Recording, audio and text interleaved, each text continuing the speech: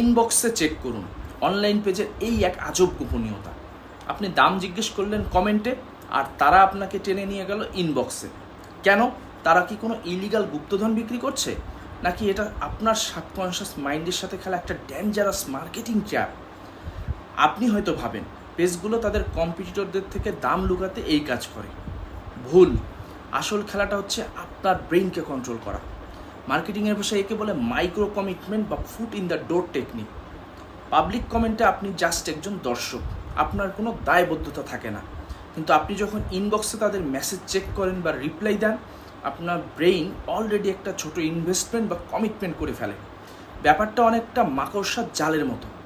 Comment box হচ্ছে জালের বাইরের অংশ, আর ইনবক্স হলো সেই কেন্দ্র যেখানে ইকোনমিক্সের ইনফরমেশন অ্যাসিমেট্রি বা তথ্যগত অসাম্য কাজ করে।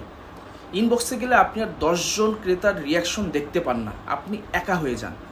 আর এই আইসোলেশনের সুযোগ নিয়ে তারা আপনার উপর personalised emotional sales piece apply করে।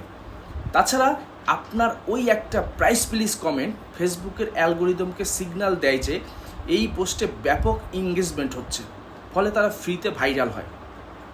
একটু লজিক্যালি ভাবুন তো, যে প্রোডাক্টের দাম সবার সামনে বুক ফুলিয়ে বলার সাহস বিক্রেতার নেই, সেটা রিয়েল ভ্যালু নিয়েই কি বড় একটা প্রশ্নচিহ্ন থেকে যায় না? নেক্সট টাইম কেউ ইনবক্সে ডাকলে আপনি কি তার এই সাইকোলজিক্যাল ট্র্যাপে পা দেবেন? কমেন্টে জানান।